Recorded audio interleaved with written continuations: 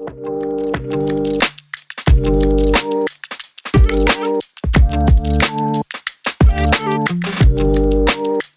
and welcome back to another episode of The Empowered Resilient Woman, a podcast that supports all women on the journey to becoming their most resilient self in life and in business. I'm your host, Kimberly Smith.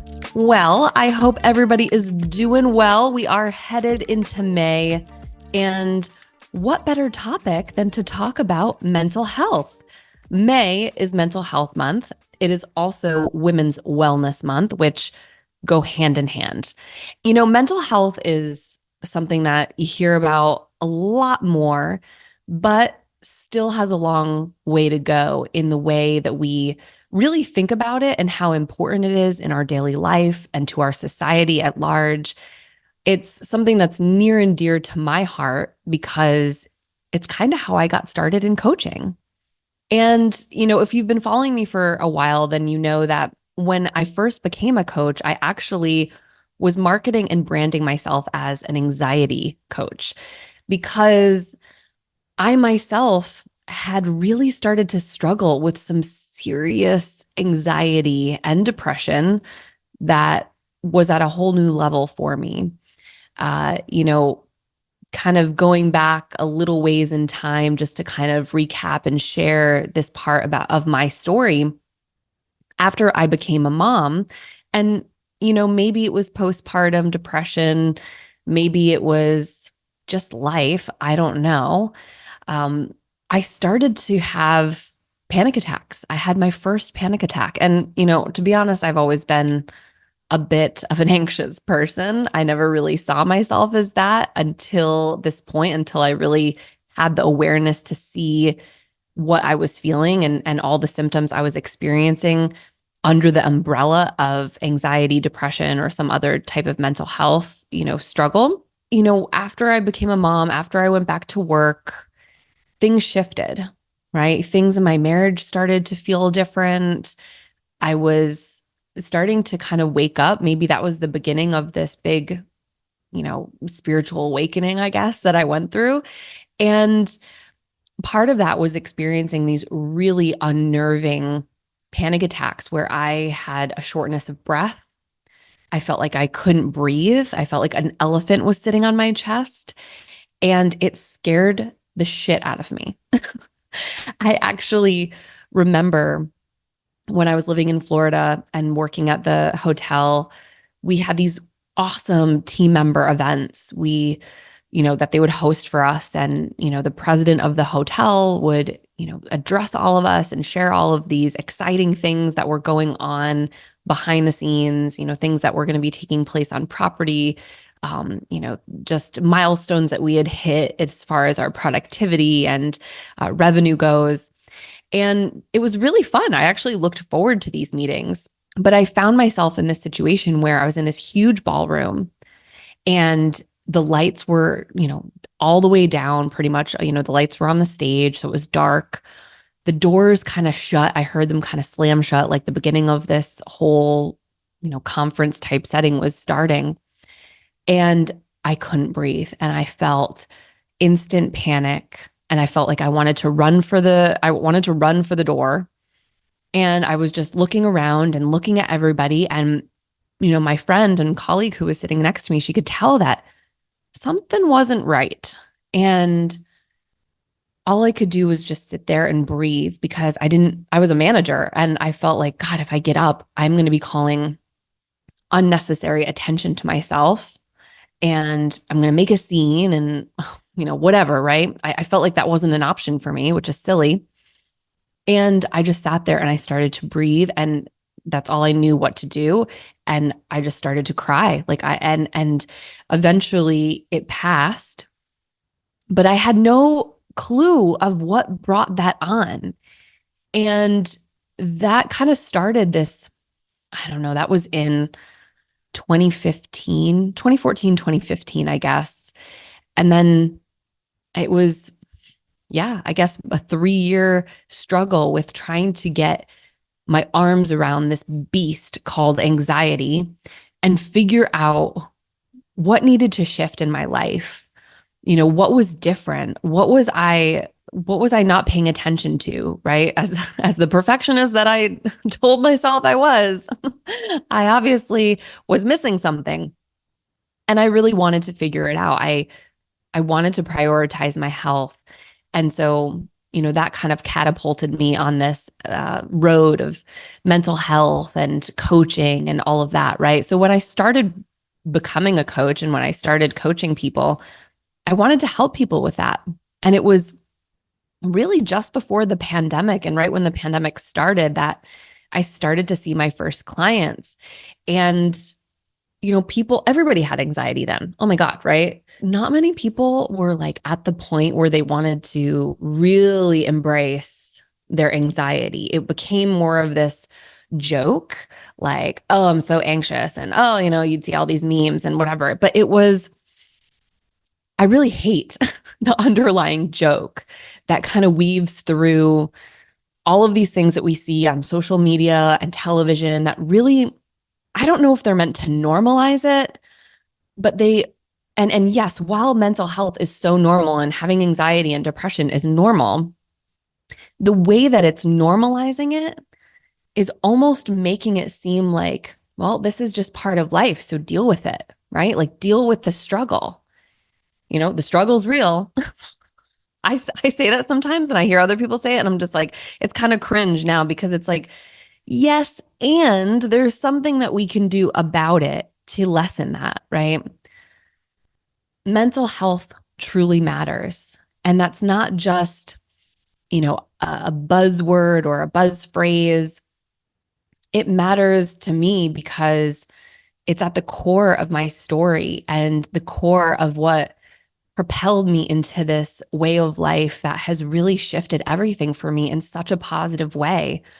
I feel better than ever. And I credit the fact that I was able to ask for help. I was able to utilize my resources and I haven't stopped, right? I haven't stopped prioritizing my mental health because it means that much to me. Because I know that if I let up, if I take my foot off the gas of mental health wellness, it's just a matter of time, right? I know that if there's a gene out there that predisposes people to anxiety and depression, I've got it. And that's okay, right? That's all right. I embrace the fact that I'm an anxious woman, that I have things in my past and upbringing and just ingrained in my personality traits that make me worry, that make me afraid of certain things. But I've learned to work with them and not use them as a crutch and not use them as an excuse. Now, people have mental health disorders and challenges of all levels, right? And certainly, I have probably the generalized anxiety disorder, the one that's most common. That one has been diagnosed. There's probably some other ones lingering out there that I haven't been officially diagnosed with, and that's cool. And nobody's the same, right? So, there are serious disorders out there, serious things, medical conditions that people have that they need to rely on medicine for, right? Medicine is a wonderful tool. It really is. For me, and I've talked about this openly, in blog posts and workshops and things like that. It really felt like more of a temporary solution. I've always been more of a holistic gal and, wanting to really find other alternatives. And also, I find that it's important to mention that, most of us could probably stand to have some lifestyle changes, right, to improve our mental health. That is at the root cause for so many people, right? While there's a lot of people obviously in the category that need medicine and need those pharmaceuticals as necessary tools to manage certain diagnosed disorders, 100%, there's also a lot of us who were just kind of given a prescription, right? And that's okay too, right? I took Lexapro for a period of time. It worked wonders. It really did. And it got me through a really tough time. And I also had in the back of my head too that, you know what?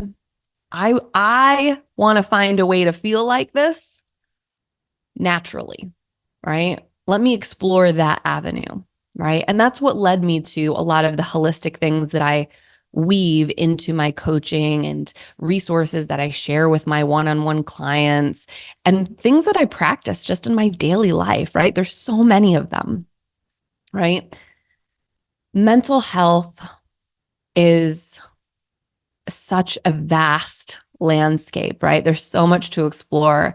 There's so much that we don't know about the human brain that they're still figuring out, right? And I really think that when we prioritize our mental health and our mental health wellness, it's a portal to possibilities, right? Because we discover things about ourselves. We discover things about who we are at our core, what we desire, what we like, what we don't like, right? And it's all research, right? When we learn these things, when we collect more data about why we operate the way that we do and why we think the way that we do, it increases our awareness. And not just for us, but for the world around us, and allows us to move forward with so much more intentionally and with so much more grace and understanding and compassion. And all of that just, goes out into the world, right? We share that with the world, and that makes us a better person. It makes our families better. It makes our children better, right? It makes us infuse that into our team members if we're in management and leadership. It's just the butterfly effect.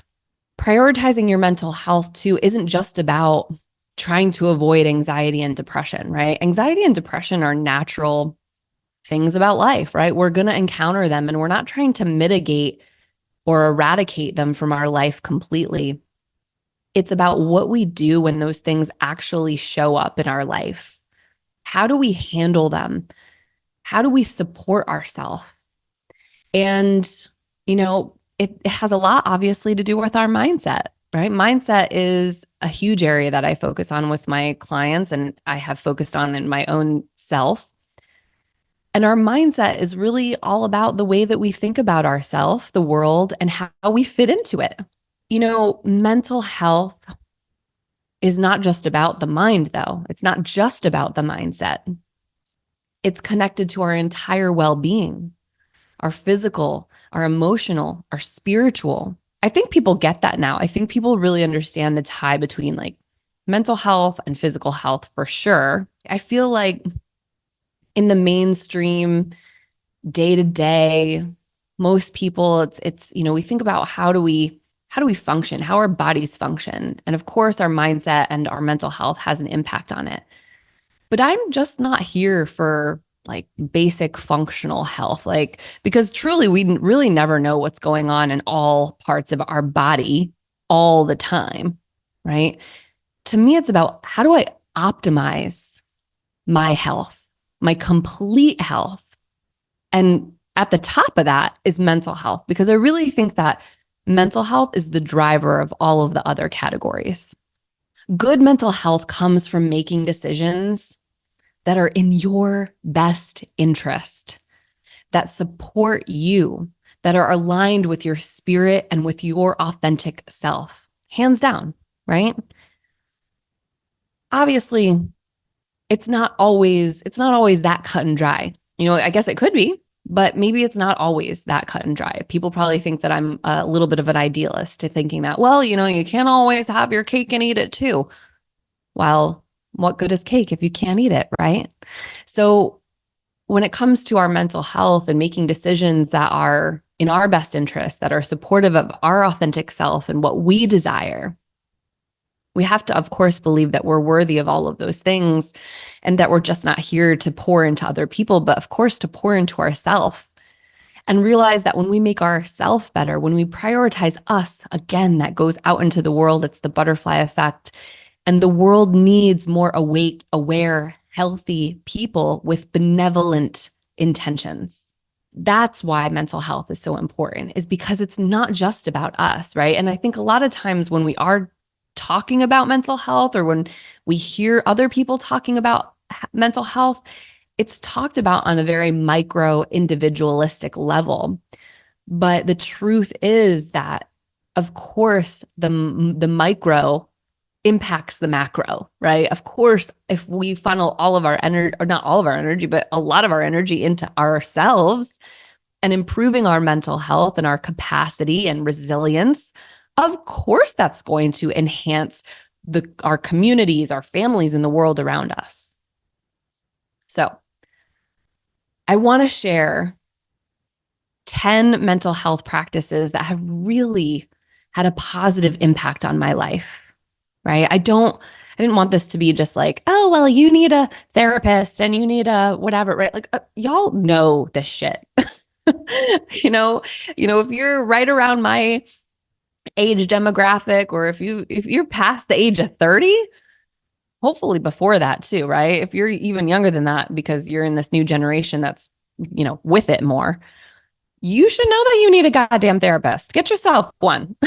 Everybody should have one, a good therapist in their back pocket, but that's not what this is going to be about, right? These are other things that have really added so much value to my life. And it's not a fad. It isn't a do it once and you're going to feel better. It's you have to be committed, right? And it's a commitment to yourself and to knowing that the outcome of it is going to be so incredible for you. You're going to feel amazing. People are going to notice that you're just, there's something different, right? Shit's not going to get under your skin so easily. You're not going to be screaming in traffic over some loser who cut you off, right? You're going to be able to really be at peace day to day. But you have to move the puzzle pieces around. You can't expect that things are going to fall into place without, doing the work. So the first thing that I want to talk about is sleep. It seems so simple and it's one of those things that's on a lot of people's list, but damn, if you are not sleeping well, you need to figure out why, right? Maybe it's your asshole boss. Maybe it's something with your partner. Maybe it's lower back pain and you need a chiropractor visit. I don't know. Maybe it's your mattress and you need a new mattress. Whatever it is, there is a solution for it. If you're not sleeping well, you need to find a way to change that, right? And that's going to be different for everybody. I've worked with a lot of clients who didn't sleep well, and we had to kind of dissect things a bit to figure out what that root cause was, and then also find appropriate solutions, right? One of the best things that I ever did was invest in a really amazing mattress. When I moved out, when I got divorced, I bought myself a king mattress. And I spent a good deal of money on that, baby, because I need my sleep. I need my beauty sleep. And I make it a habit to go to bed at a reasonable time, right? You will never catch me awake past 10 o'clock ever on a Sunday through Thursday. Never, right? It just won't happen because you're cutting into my sleep. I want to feel refreshed. I want to feel awake, like I can think. I heard somewhere that I've heard a couple things, right? That standing or sitting is the new smoking, or not having enough sleep is the new smoking, right? They have the same impact on you, right? Not having enough sleep impacts you day over day over day, right? If you're never getting enough sleep, and of course, if you're a mother, that makes it very, very hard, right? The getting up in the middle of the night, teething, kids that just don't sleep. Man, I don't know what I would have done if Amelia did not sleep as a baby. I probably would have hired somebody. I would have had to. I would have gone broke, just putting it on a credit card or taking out a loan, anything so that I could get some damn sleep, right? Because you are no good to anybody unless you're rested. And that's just it, right? And if you're up late scrolling on TikTok or Instagram or watching reruns of Sex in the City, you're not doing yourself a service, babe. You're just not.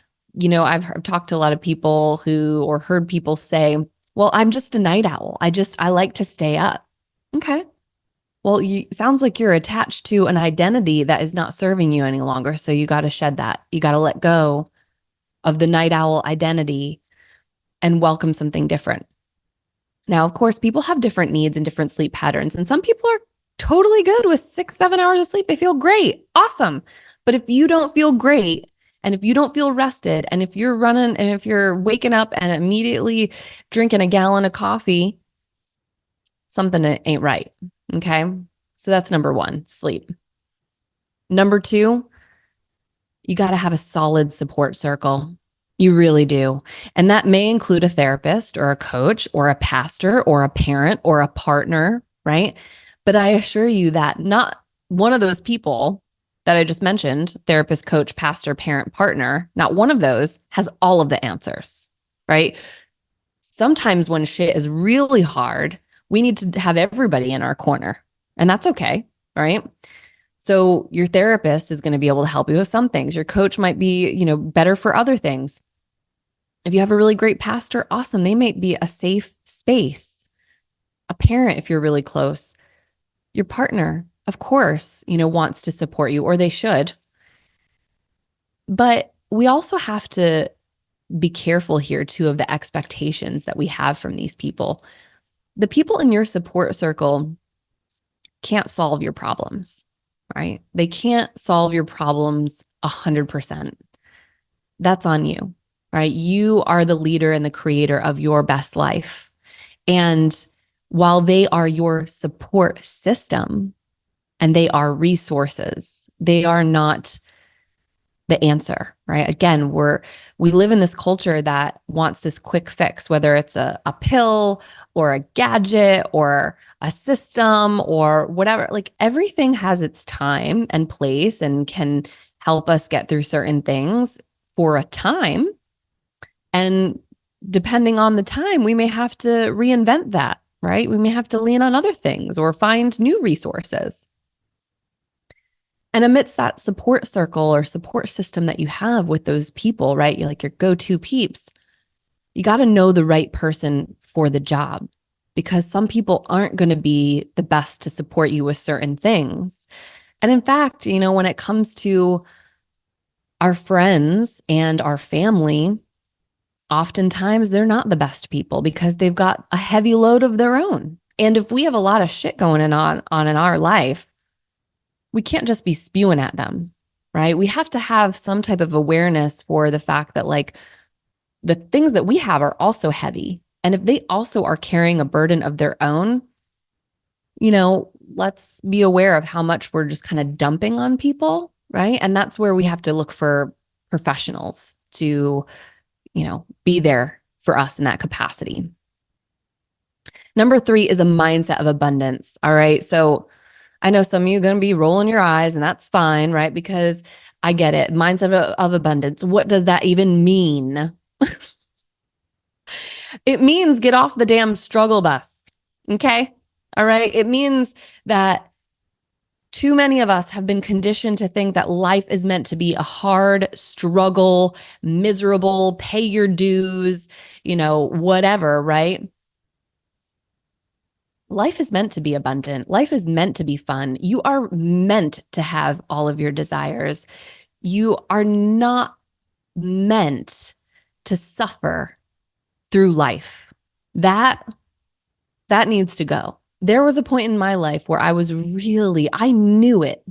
I couldn't put my finger on it, but I knew that at some point I lost the girl who used to be really optimistic. I lost the woman who always saw the bright side, who was cheerful and overly loving and whatever, right? Like that girl just, I don't know where she went for a period of time, but it was replaced with a bitter bitch. I was pissed off, hating my life, fed up with people, annoyed to the brim. I was mad. I was angry. I didn't want to stay in that place. That is a slippery slope. It really, really is. And I had to make a choice at some point in time to come back to myself and to come back to a place where I was really embracing that life had endless possibilities. I kind of think of it as, and I've shared this with a lot of my clients, the realm of possibility, right? This is this place in the world that we get to exist in if we really want to, is this realm of possibility where honestly, you can argue that anything is possible. It really is. I mean, look at the world. Look at the things that have been able to transpire. Look at the world, where the world is going right now with all these robots that people are building and AI and all of this amazing technology that's coming out. If you had told somebody if you had told my grandmother this, she would have been like, no fucking way. Like that, you are nuts. You need to be locked up because that is never a possibility, right? Like nobody would have thought that that's possible, but it's happening. It is possible. So anything could happen. There's also the realm of fear and anxiety, right? Where you are just caught in those mental spirals of, I'm not going to do that because something bad is going to happen, or I'm not going to do that because it's too risky, or nope, that's not for me. Nothing like that could be for me, right? And it's where you have an excuse for everything. No, I can't do that because, or no, that won't work because. That's fear talking. That's anxiety talking. And that keeps you stuck. That keeps you in a place where that is so limited and so small, and nothing can really grow there.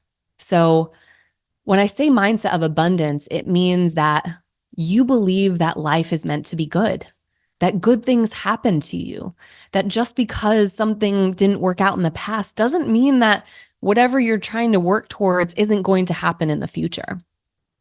It's remaining open. It's having an open heart and an open mind.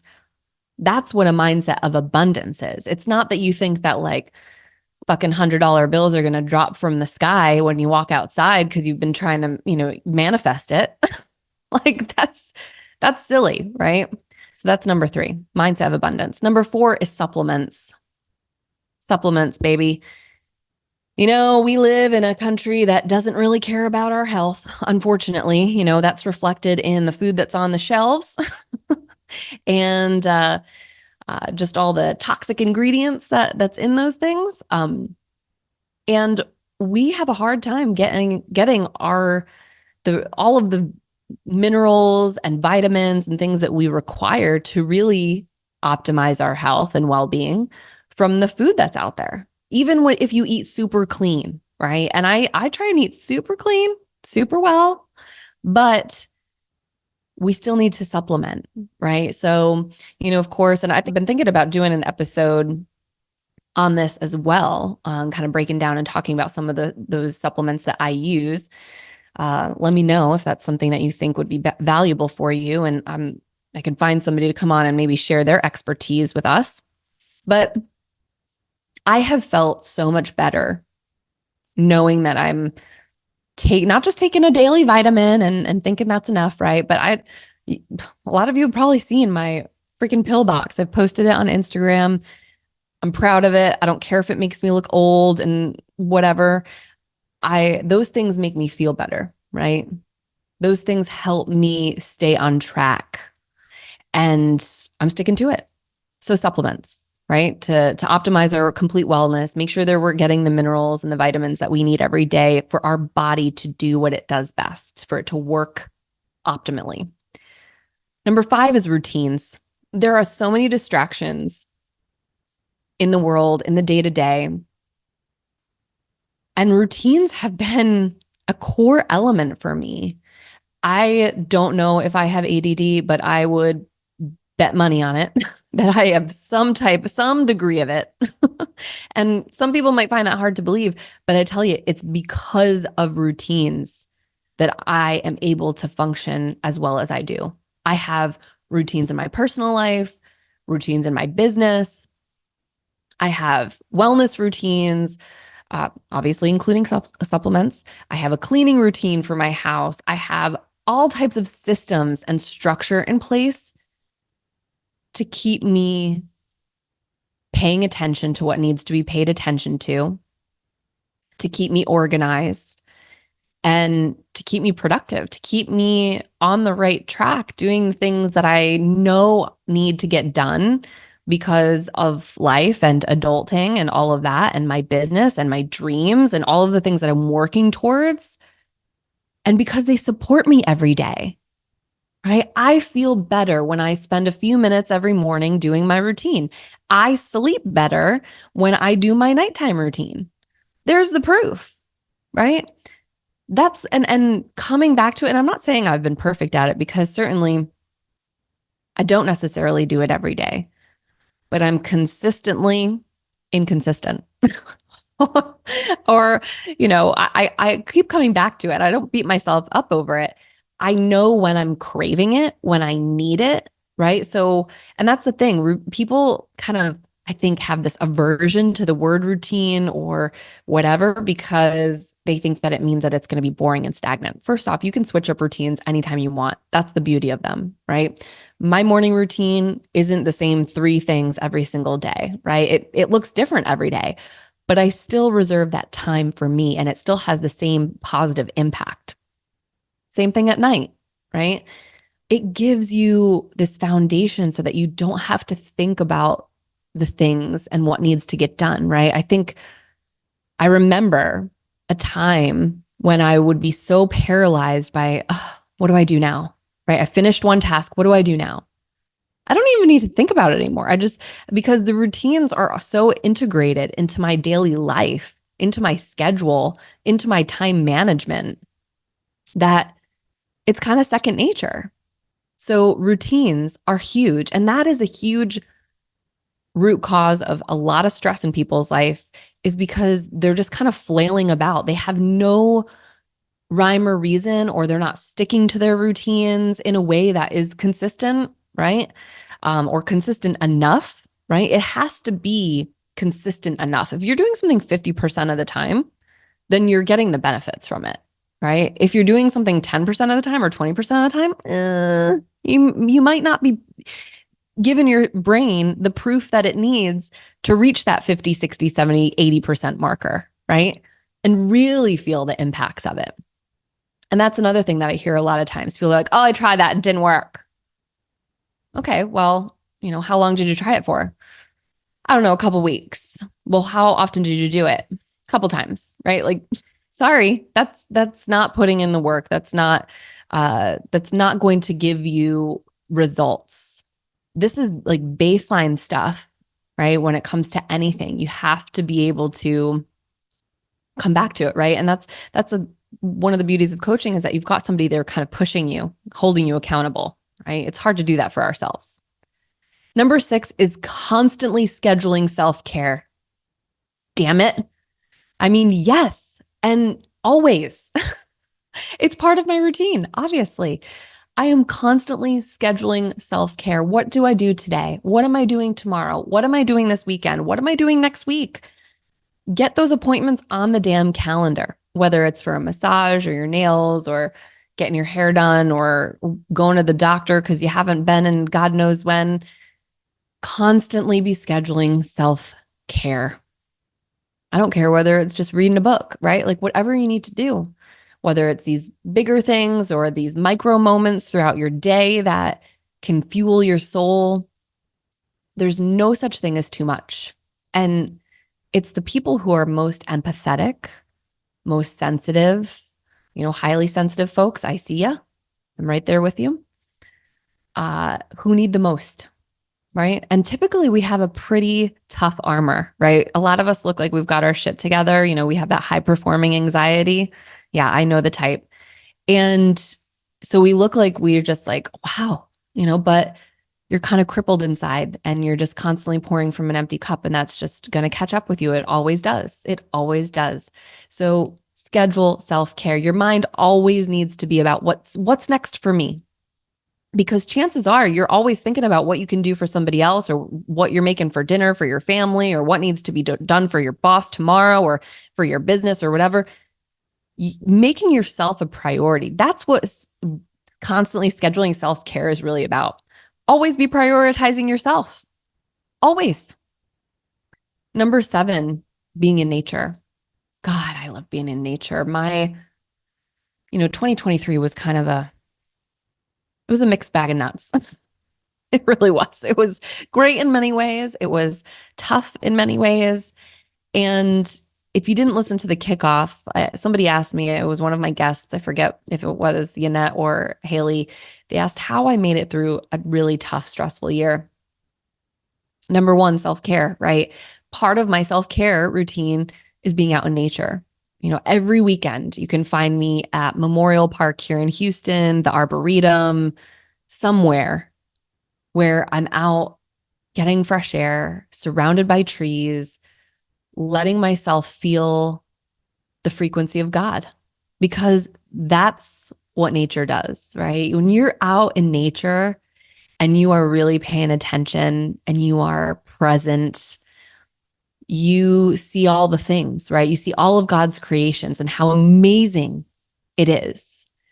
That's what also shows your mind what's possible, right? If that's possible, oh, well, then I can do X, Y, or Z, right? When you're out in nature and you're grounding, I really think that's what grounding is. It's really feeling the frequency of God. And that is so uplifting. It's so comforting. It's so beautiful. And it brings me peace. That is definitely a supportive strategy that has done wonders for my mental health. And as much as I love hiking and walking and all those things, I grew up hiking in the Adirondacks with my parents and friends. I was really disconnected from it for a long time. I was caught in the hustle and bustle and not making the appropriate time to be out in nature. And I always felt better when I did, but I don't know that I ever really connected it to like, oh yeah, I should do this more. And I think most of us feel that, right? When we do something fun that we haven't done in a while or that we used to love, we're like, man, why don't I do this more? Be intentional, make it happen, put it on the calendar, right? Number 8 is having good friends. We talked about having a support circle, but having this as number 8 isn't just about having a supportive group of friends. Yes, of course, like that's what I mean. And I mean, you've got to have good friends that you enjoy spending time with. And it's not just about having a bitch fest about what's going wrong in your life, right? Of course, I think like when you have good friends that you vibe with and whatever, like they want to hear what's up in your world. They want to know how they can support you. They want to be your sounding board. Those things are all beautiful. And like, what about laughing and talking about the world and talking about, exciting things and your dreams and your passions and what's going on and all the exciting good things that are happening in your life, getting to share that with people and having people who really see and appreciate the authentic you, who give you the most amazing hugs and let you feel seen and appreciated. It's just it's incredible. And I consider myself to be so blessed in this way because near and far, I have some amazing friends who have been with me through thick and thin and, wouldn't question me if I said, hey, I need your help. We got to go do something a little questionable here. They'd be there for me in an instant, and there were some of those moments. When I was going through my divorce and coming out with some of my shit, they were like, I got you. There's nothing that you could say that would ever make us feel differently about you. And it's so beautiful to be held in that way, but also just the fun part, right? Like have people in your life that you can forget about the heavy shit with and go have fun with and go explore and go on adventures. It's just, yes, that is what we all need more of, I think. Number 9, weightlifting, resistance training, baby. Okay. I used to be a cardio queen and used to love all the classes and all this stuff, right? And I've realize that I can't operate that way any longer. My joints are getting old and they don't take that impact as much as they once did. So, looking for things that were low impact but high intensity, weightlifting, resistance training, whatever you call it, is it, right? And it has a profound impact on your mental health because you release endorphins, dopamine, endocannabinoids, right? Like it's all tied in. And it's a good stress relief, right? Like any way of moving your body is, but weightlifting has really had a good impact on it.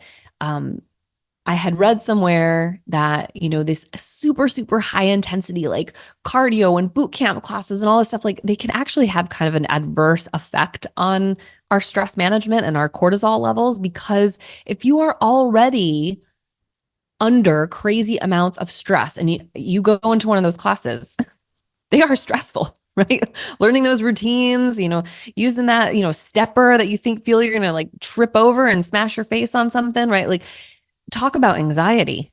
I honestly don't know how I did it for so many years. Leaning into things like walking and hiking and doing things at my own pace and interval training and things like that, like where you have spurts of high intensity and then rest periods. And of course, like weightlifting, where you can go at your own pace and it's slow but intense in its own way, right? Life changing. Number 10, romanticizing life. Have fun, right? Like we are here for a very short period of time and a very long time, right? It can be a fun time. It can be a shitty time. It can be a struggle. It can be whatever you make it. And there's a lot of crap out there in this world. There's a lot of things we cannot control, but we can control our own life. You do have control over your own life. And you control your thoughts. You control the things that you spend your time on. You control them. You can say yes or no, right? Like you have free will. You're an adult and you've got to enjoy it in the moment. I think that too often we're looking for these lifetime milestones to have an excuse to celebrate, to have an excuse to be happy, to be relaxed. I had a client that, loved to travel and it was like, I just feel so good when I'm on vacation. And I'm like, well, what's stopping you from creating that vacation vibe, that vacation energy every single day? Nothing. There's nothing stopping us from creating our lives and building it in the way that we want to. We are the person who's often consciously or subconsciously putting those roadblocks out and saying like, no, that's not possible, or no, I couldn't possibly, that wouldn't be realistic. Come on now. Anything's realistic. At the risk of sounding cheesy, I'm going to stop there. But just remember that your mental health is the core of all the other areas of your health. And without a strong mental health practice and without having some of these supportive strategies built into your life on default, right? Like they are your go-to, they are your tools. And of course, always be discovering new ones, right? Find the ones that you like best and integrate those into your life. Without these supportive strategies, life is not going to be as much fun. It is not going to be as enjoyable. And so you control that. You get to do whatever you want. And I really encourage everybody to think about not just this month because it's May and it's mental health awareness or Women's Wellness Month. I encourage you all to think about like, what are you doing for yourself? How often are you thinking about self-care? Do you really like the things that you're spending time on? Because frankly, we do go through these phases where we're like, man, it's just a struggle and I don't know why. And it's because maybe you don't enjoy it anymore. So stop doing it. Do something new. That's where life is telling you that you need to go out and explore and find something new to get into and get excited about and feel inspired with and get your spark back, right? You can't let your spark die out. So do whatever you can to keep it running and to really romanticize your life and feel good every day. You deserve to be happy. And just know that I'm here if you need anything, right? That's what I do with my clients. I consider myself a master integrator. This is a lot of the stuff that we work on in the, container of coaching, is figuring out, like why, all of these other things are so hard. Oftentimes somebody's not making progress with a personal or professional goal because they're not taking care of themselves. They're just so strongly linked. So some food for thought. But if you enjoyed this episode, share it with a friend, and just know that I really, really appreciate you all being here. It means so much. We've had a really good run, lots more fun to come this year. And if you have any other ideas, if there's episode ideas or content that you would like me to see, send me a DM on Instagram or shoot me an email. My contact information is out there and in the show notes. But yes, share with a friend. We always have to share our resources, and just know that I appreciate it so, so much. Thank you for being here. Keep shining, and I will see you next time.